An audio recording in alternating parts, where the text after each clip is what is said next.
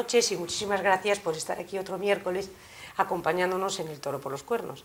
Miren, esta semana ha sido una semana verdaderamente importante. Hemos recibido una serie de los últimos datos, las últimas encuestas del CIS, tremendamente demoledora. Estamos en el epicentro de la crisis y sobre todo con una decepción, con una desolación por parte de los encuestados, refiriéndose, claro, a lo que es, por ejemplo, la clase política. La clase política en este momento tiene el desapego más profundo en toda la historia de nuestra reciente democracia.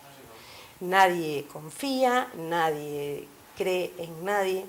Y yo lo que veo es que, desgraciadamente, no tenemos muchos elementos en los que confiar. Miren, como pequeña anécdota les voy a contar una cosa. Ustedes saben que en Madrid, por ejemplo, los niños que van a los colegios en la sanidad pública les han recortado, bueno, pues todo el tema de la comida, de la alimentación y esto. Se admite que vayan a los colegios y que lleven una fiambrera, y en la fiambrera llevan pues, su comida de casa, ¿no? Y al llegar allí al colegio tienen derecho pues, a sentarse en un banquito y a enchufar un microondas. Bueno, pues esto le cuesta a cada niño 3,80 €. 3,80 € el hecho de llevar la fiambrera de su casa, ¿no? Y de conectarse al microondas. Bueno, pues frente a esos 3,80 € del niño que va con la comida de casa, resulta que en el Congreso de los Diputados, en el Senado y en la Asamblea de Madrid, los senadores, los diputados y los asambleístas de la Asamblea de Madrid, que en este caso no sé cómo se llama, se llamarán, pues, no sé, pues les cuesta comer, nada menos que 3,55 €. Por 3,55 € en los diferentes restaurantes del Congreso, el Senado y la Asamblea, se comen 2 platos, postre, copa y café. Y también es curioso, pero se subvencionan los copazos. O sea, si sus señorías, por decirlo de alguna manera, quieren tomarse un whisky, quieren tomarse una ginebra o quieren tomarse pues, un pacharán, pues eso también está subvencionado. Por lo tanto, vamos a hablar de crisis, vamos a hablar de abusos, vamos a hablar de en qué país, Dios mío, estamos viviendo. Y para eso tengo la suerte de contar esta noche con el doctor Carlos Piñeiro. Carlos, muchísimas gracias por estar aquí. Encantado. Porque vas a tener que coger el toro, pero por los cuernos. Sí, yo no soy muy partidario del tema de los toros, pero hablaremos de lo que sea necesario. ¿Verdad que sí?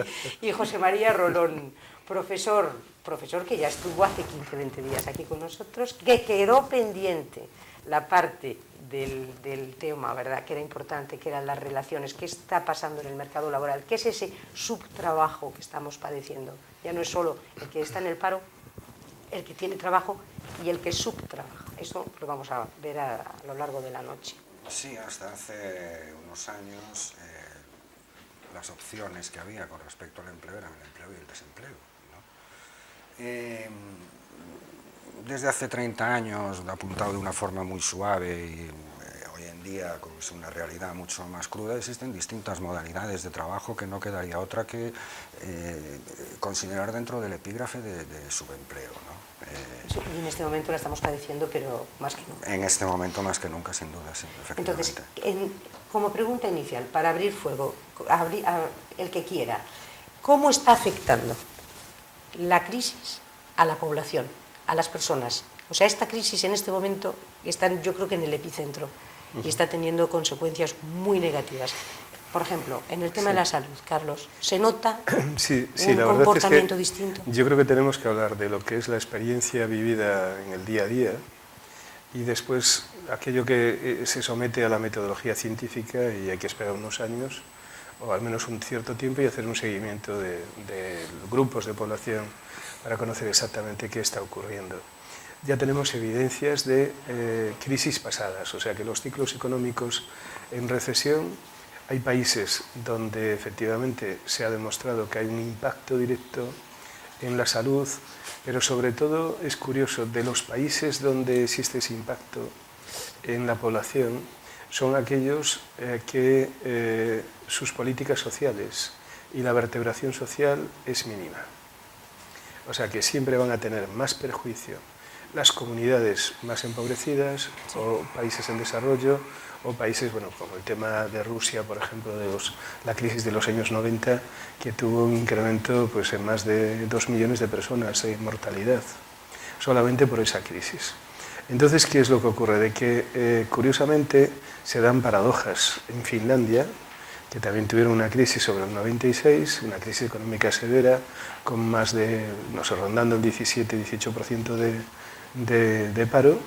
Curiosamente, se observó de que no hubo repercusión en la población. ¿Por qué?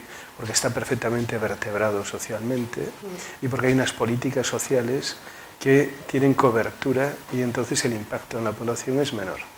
Y esto es lo que está ocurriendo aquí. Lo que se está observando en el día a día es mayor impacto a nivel familiar, sobre todo el desempleo, que es un tema que me imagino yo que el profesor Rolón comentará, y después lo que estamos observando nosotros es en la clínica diaria mayor número de personas con cuadros de ansiedad y depresión, sobre todo baja el grupo de población, o sea que son personas más jóvenes, porque no tienen expectativas.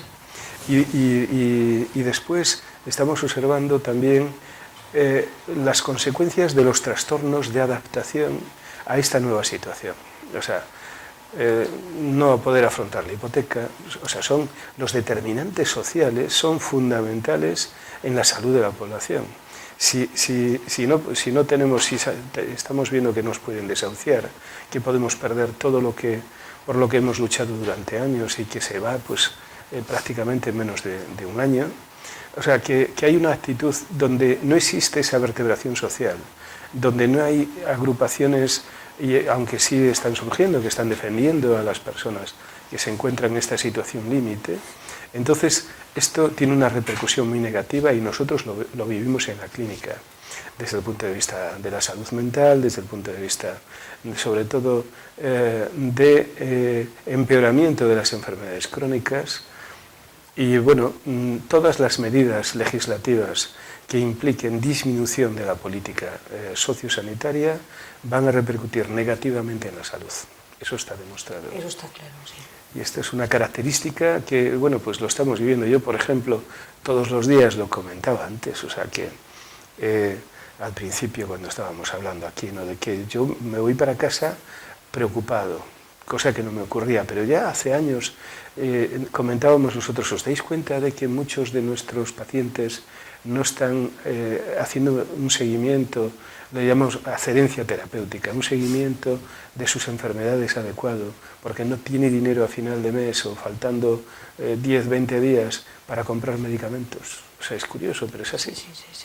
Y entonces a veces te dicen, espere usted hasta el final de mes o hasta que cobre. Bueno, esto ya lo veníamos observando en la última etapa, ahora ya es claro, ¿no? O sea, bueno, las personas te cuentan de que no han podido no sé, pues hacer las abluciones diarias y la ducha diaria porque le han cortado la luz o porque no tiene el gas o lo que fuere. O sea, realmente esto está generando trastornos de adaptación de tipo social que lógicamente van a incidir directamente en la salud de la población. Y paradójicamente, cuando se tendría que estar nutriendo de alguna manera o fortaleciendo el sistema de salud, este está sometido en este momento a unos recortes. Por supuesto, hay efectos a corto plazo. Que no solo no ayudan, sino que pueden ser. Los efectos a corto plazo repercuten sobre la ansiedad y las reacciones propias del momento, y los efectos a largo plazo sí son pues, relacionados incluso con la posibilidad de pobreza, ¿no? O sea que estamos hablando de que tenemos